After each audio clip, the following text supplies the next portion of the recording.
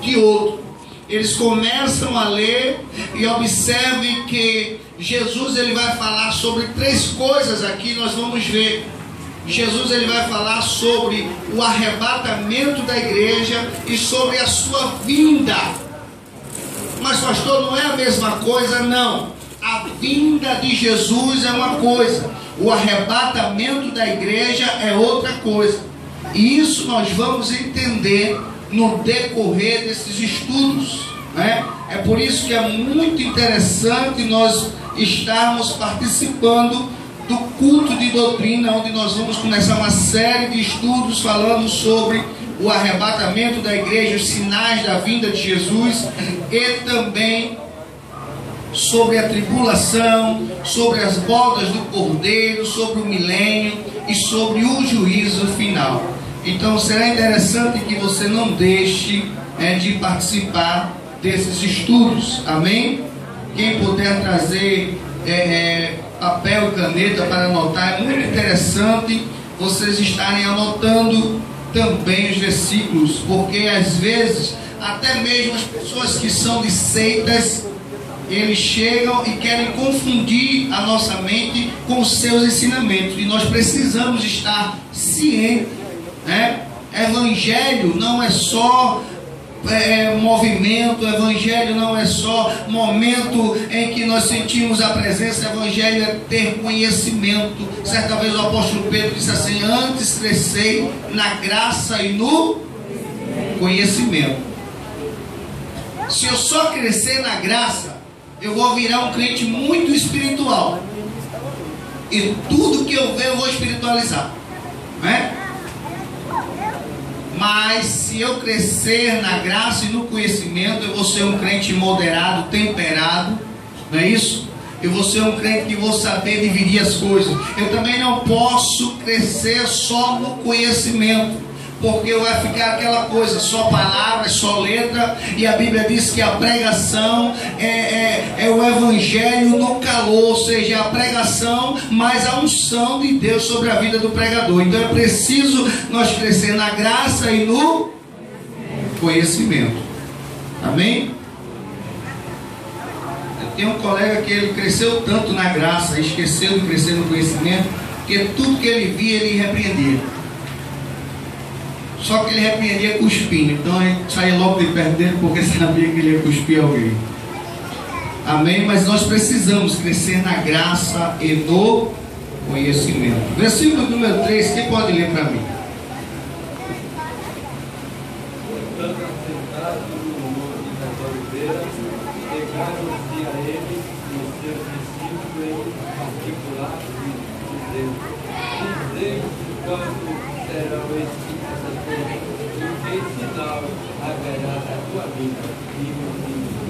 Se nós observarmos aqui, nós vamos ver Jesus fazendo, os discípulos, fazendo 3 perguntas para Jesus. Diz-lhe quando sucederão essas coisas. Primeiro, e que sinal haverá da tua vinda? Segundo, e da consumação do século? Terceiro. 3 perguntas os discípulos estão fazendo para Jesus, e Jesus vai responder a ele dizendo o quê? Vede que ninguém vos engane, porque muitos virão em meu nome dizendo eu sou o Cristo, e enganarão a muitos. E certamente ouvireis falar de quê? Guerras e rumores de... Vede, não vos assusteis, porque é necessário assim, mas isto não é o... Aí ele começa a dizer porque vai fazer o quê? E reino contra... Haverá o quê? A gente já vê isso acontecer? Não é isso? Ouvireis falar de guerra, rumores de guerra, mas não vos assusteis, porque não é necessário assim acontecer, mas ainda não é o fim, porque se levantará nação contra nação e reino contra reino, e haverá fomes e terremotos em vários lugares. E isso nós vemos acontecer. Agora veja o que é que vai dizer o versículo de número 8. Leia aí, Samuel. Porém tudo isso é o princípio das dores. E outra versão fala princípio das dores de parto. Por que que Jesus usava muito esse termo, dores de parto? Porque para uma mulher, não foi assim que Deus falou para ela: com dores terás filho. Então, quando Jesus usava essa expressão, princípio das dores, ele estava se revelando, estava trazendo esse ensinamento a respeito de que uma mulher, para ela gerar um filho, ela tinha que sentir dores. Só que ele vai dizer, porém, isto é o princípio das dores. Por que que Jesus vai falar isso? Versículo de número 32. Quem pode ler? Aprendei, pois, a parábola da figueira, quando já os seus ramos se renovam e as folhas brotam, sabeis que está próximo o verão. O 33. Assim também vós, quando vides todas estas coisas, sabeis que está próximo às portas. Amém? Jesus ele vai fazer uma ilustração da figueira. E esta figueira, ela representa Israel. Como assim, pastor? Jesus está dizendo, aprendei, pois, a parábola da figueira. Quando já os seus ramos se renovam e as folhas brotam, sabei que está próximo o verão. Jesus estava dizendo assim para os discípulos: eu vou lhes dar um sinal bem real de que está próximo a minha vinda, ou o arrebatamento da igreja. Abra sua Bíblia em Ezequiel, capítulo de número 36 e o versículo de número 24.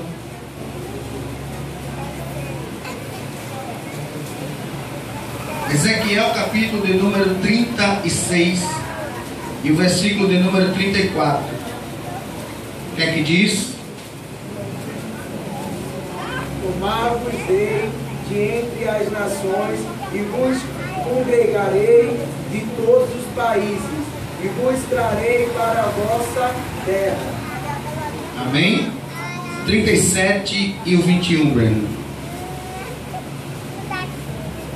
Dizei-lhes, pois, assim diz o Senhor Deus: eis que eu tomarei os filhos de Israel e entre as nações para onde eles foram, e para a sua própria terra. Amém? Irmãos, Israel, eles nunca tiveram a posse de sua terra. Sempre alguém invadia Israel e expulsava os israelitas. Só que aqui Deus, usando o profeta Ezequiel, ele vai fazer uma promessa e vai dizer: eu vos trarei de volta à vossa terra. E se nós observarmos, nós vamos ver que em 1948 Israel se torna o que, meu pastor? Nação. É a única nação que tem documento próprio como nação. Ou seja, quando Jesus estava dizendo, aprendei a parábola da figueira, quando já os seus ramos se renovam e as flores voltam, sabei que está próximo o verão. Ou seja, quando vocês veem Israel voltar à sua terra, é porque está bem perto de eu vir buscar a minha igreja. E Israel, desde 1948, faz muito tempo, né? Que já é nação, que já voltaram, porque a última investida contra Israel foi aquele homem chamado Hitler, né? Que fez aquele massacre dos judeus, como nós sabemos a história, e expulsou todos os judeus, deixaram todos os judeus dispersos da sua cidade. Só que a ONU vai se reunir e vai trazer Israel de volta para a sua terra. Olha o que Deus está falando há não sei quantos anos atrás, e dizendo: eu vou trazer de volta para a vossa terra. E Jesus está dizendo: observai a parábola da figueira. Quando os seus ramos começarem a brotar, sabei que está próximo o fim. Amém?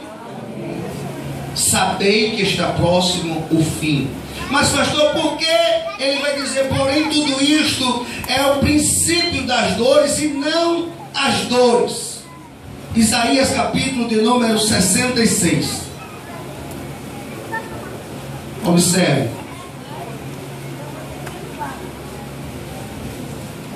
Isaías capítulo de número 66.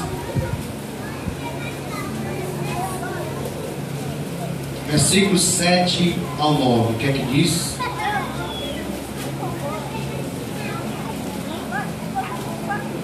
Antes que ele tivesse de parto, deu à luz. Antes que ele viesse nas dores, nasceu-lhe um menino. Quem jamais ouviu tal coisa? Quem viu coisa semelhante? Pode, acaso, nascer uma terra de um só dia, ou nascer uma nação de uma só vez? Pois Sião, antes que tivesse dores, deu à luz seus filhos. Acaso farei eu abrir a madre e não farei nascer, diz o Senhor. Acaso eu que faço nascer, fecharei a madre, diz Deus. Amém? Olha o que Deus está dizendo. Pode acaso nascer uma terra num só dia? Mas o texto está se referindo ao renascimento de Israel. E ele está dizendo: eu vou trazer Israel, e Israel vai renascer em um só dia como nação. E isto será um grande sinal de que está perto a minha vinda. Amém? Então ele está dizendo aqui: acaso não farei eu abrir a madre e não farei nascer? Diz o Senhor. Não é? Deus está dizendo aqui através do profeta Isaías, porque todos os profetas, ele profetizava a respeito de Jesus e a respeito do fim dos tempos. Sempre eles iam profetizar a respeito dos fins dos tempos. E hoje nós estamos vivendo algumas profecias que foram ditas pelos profetas. Amém? Então é preciso nós estarmos de atalaia, porque Jesus, ele não está voltando, ele está às portas. E é preciso que nós estamos atentos a esta vinda do Senhor. Então quando ele fala princípio das dores, estava dizendo, ela não precisou sentir dores, ela nasceu, o menino ou a nação nasceu antes das dores, mas agora depois vai vir as dores de parto.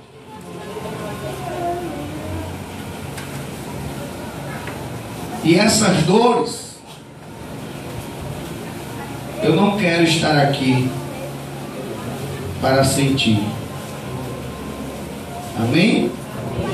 Quantos vão ficar felizes quando Jesus voltar? Levante a sua mão.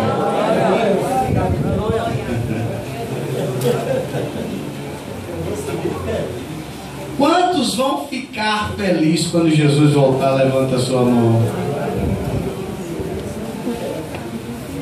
Quem quer ficar feliz aqui, irmão?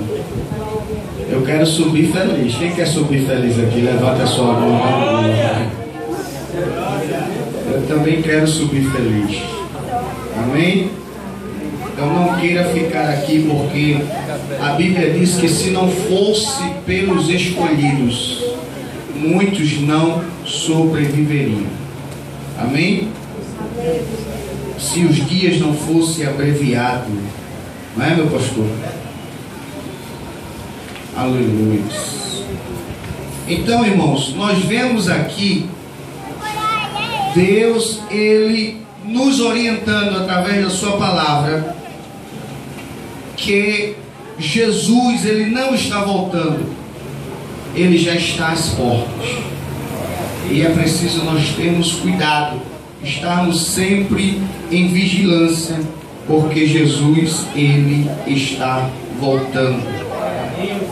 Aleluia. Outra coisa diz assim, versículo número 34, veja o que é que ele diz, e muita gente se confunde também. Versículo 34 do capítulo 24 de Mateus. Deixe sempre sua Bíblia aberta em Mateus 24, que nós vamos... O que é que diz?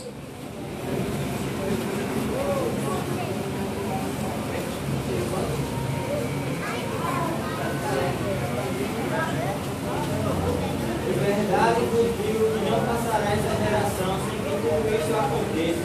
Amém?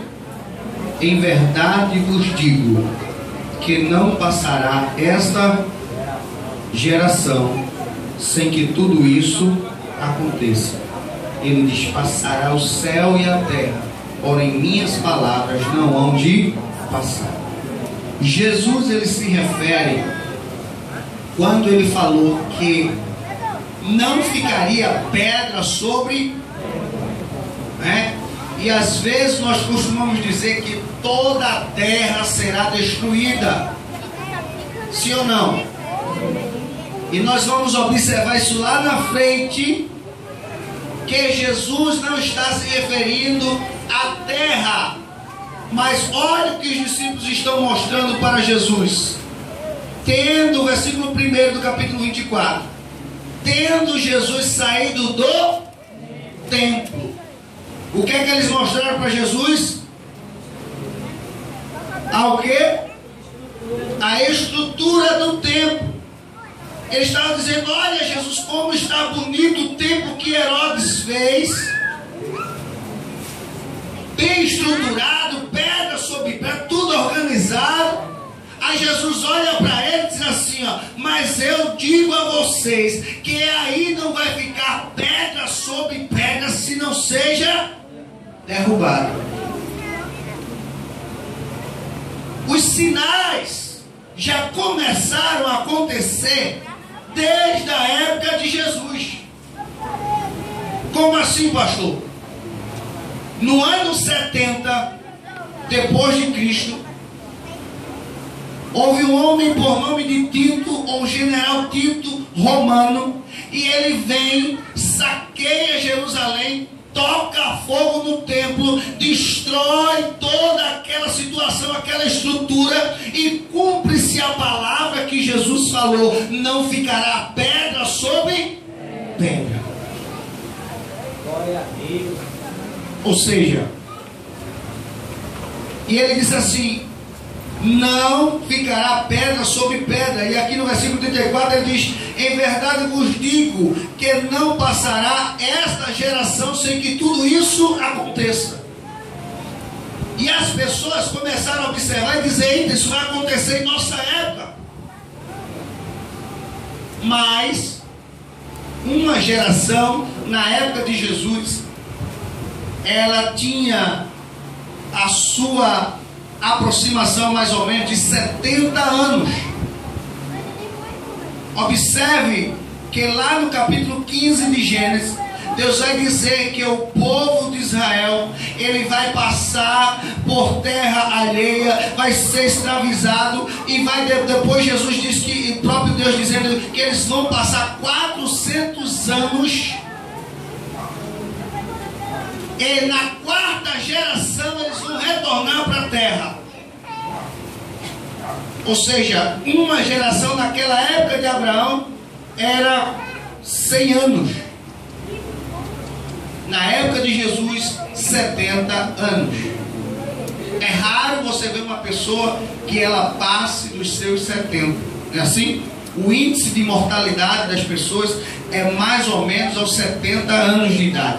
Então, Jesus está dizendo: não passará esta geração salvação. E aquelas pessoas que estavam em sua época, que viveram em sua época, viram o templo sendo derrubado e a promessa de Jesus sendo cumprida, porque ele disse: passa céu e terra, mas as minhas palavras não hão de... Glória. Isso nos fortalece mais a saber que a Bíblia vai nos mostrar que tudo que Jesus fala, ele cumpre. O pastor pode falar e não cumprir. Os irmãos podem falar e não cumprir. Os obreiros podem falar e não cumprir. Mas o que Jesus ele promete, ele cumpre. O que ele fala, ele cumpre ao pé da letra. Se ele disse que ia salvar, ele salva. Se ele disse que ia restaurar, ele restaura. Ele cumpre ao pé da letra tudo o que ele fala. E ele está dizendo aqui: não passará esta geração sem que tudo isso aconteça. E está acontecendo na geração em que Jesus está falando. Amém? Vamos ver outro sinal da sua vinda. Abra sua Bíblia em Lucas capítulo 17.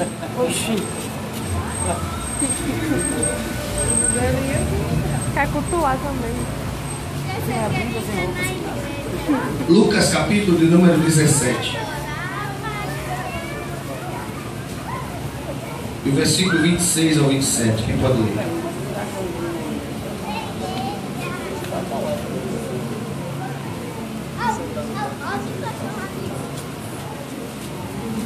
Assim como foi nos dias de Noé, será também nos dias do Filho do Homem.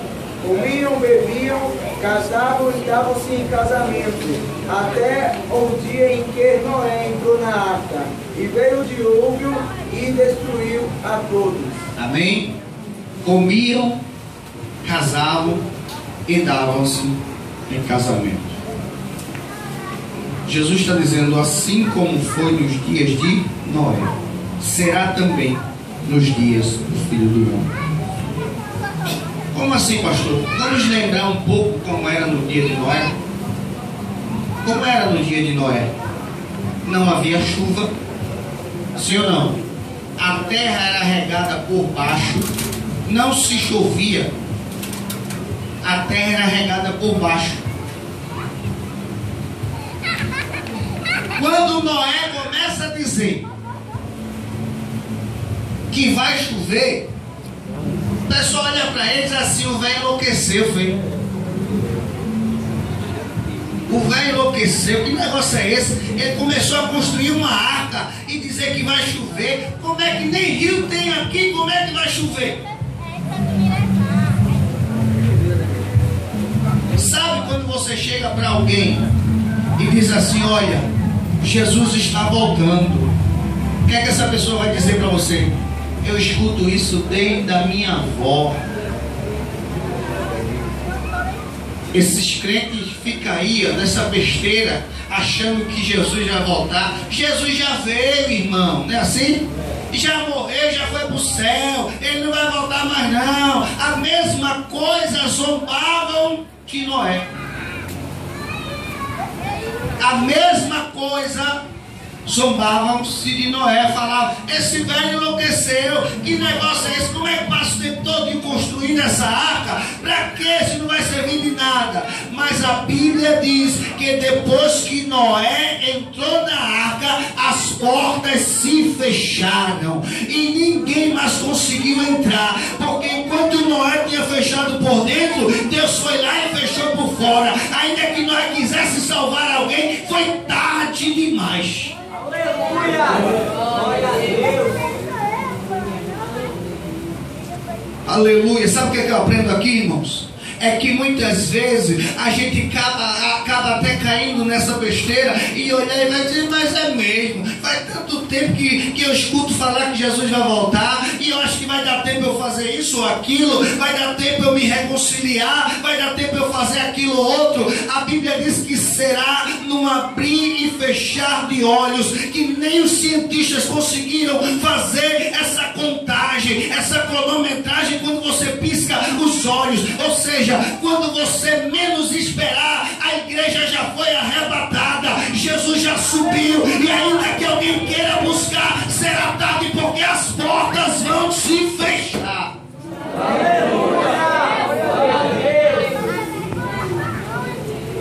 Por isso que nós precisamos esperar Jesus hoje. Não é amanhã nem depois, é hoje, é agora. Ah, mas vai dar tempo eu fazer isso? Vai dar tempo eu fazer aquilo? Vai dar tempo não. Como já foi pregado aqui, as malas têm que estar prontas para eu partir agora.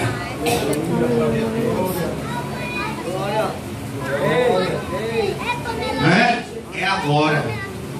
É como canta a cantora Lauriette. E se ele vier agora para levar-nos para o céu, será que eu vou subir? Aí é a pergunta que eu tenho que responder para Deus. É a pergunta que nós temos que responder para Deus. Sabe por quê? Porque as pessoas zombaram de Noé. E quanto mais zombava, mais Deus dizia: construa, vá construindo. Quando Noé pensou que ainda ia fazer mais coisas, aí Deus disse: agora acabou, entra na arca você e a sua família, porque eu vou mandar chuva sobre a terra. Irmãos, quando nós começarmos a ver o período da grande tribulação, é como o versículo do capítulo 24 diz: sereis atribulados e odiados.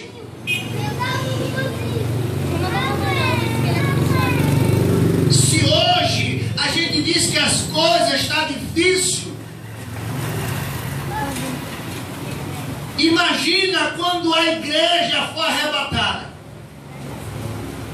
Se hoje a gente diz que está ruim caminhar, imagina quando o sal for tirado da carne. Se hoje a gente diz que as coisas estão uma podridão só, imagina o que é que o sal faz. Ele conserva a carne em boa qualidade. Quando tira o sal da carne, ela apodrece. Se as coisas estão ruins hoje, imagina depois que o sal for retirado. Aí sabe que Jesus disse: vós sois o sal da terra e a luz do mundo. E ele está dizendo: depois que eu retirar o sal, isso aqui vai apodrecer. Irmãos, se hoje a gente vive tempos difíceis e estamos vivendo o princípio das dores, imagina quando a igreja for arrebatada. Então muitos passam desapercebidos e dizem assim: ah, é igual o dia de Noé, só faz falar, mas teve uma hora que Noé entrou na arca. Teve uma hora que Noé entrou na arca. E depois que Noé entrou na arca com a sua família, a arca se fechou e não teve mais chance para ninguém. Então nós precisamos, não é só ser crente hoje, não. É ser crente hoje, amanhã, depois da manhã. Aleluia, cada vez ser mais crente do que eu fui ontem. Sabe por quê? Porque se Jesus voltar, a Bíblia diz, quando aquelas virgens estavam despreparadas, alguém soprou e disse: eis aí vem o noivo. Aí elas disseram: ah, dá tempo comprar azeite, dá tempo se organizar. E já era tarde, as portas se fecharam. Vamos ver outro exemplo. No mesmo livro de Lucas, capítulo 17, versículos 28 ao 36. Vamos ver o que é que diz.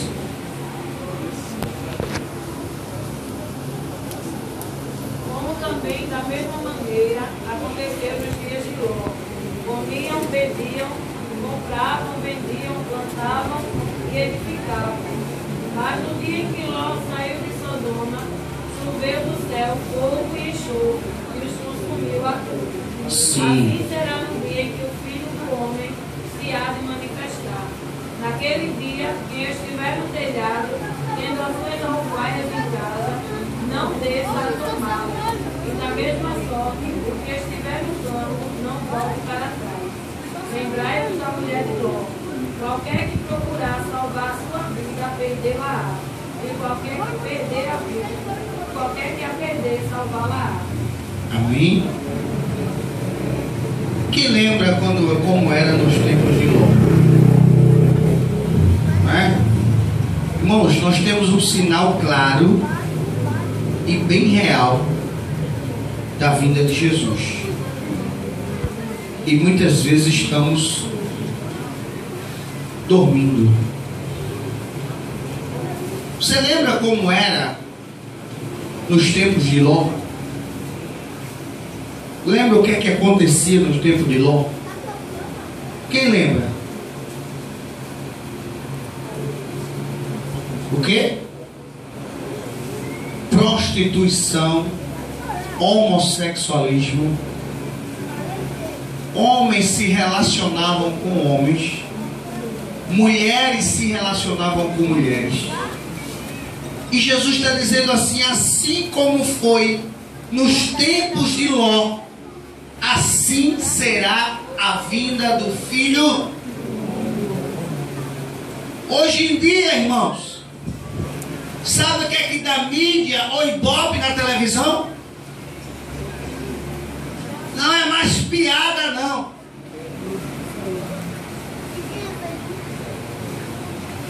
É a depravação total que dá mídia. O programa Zorra Total foi tirado do ar. E no lugar dele foi colocado o quê? Hein?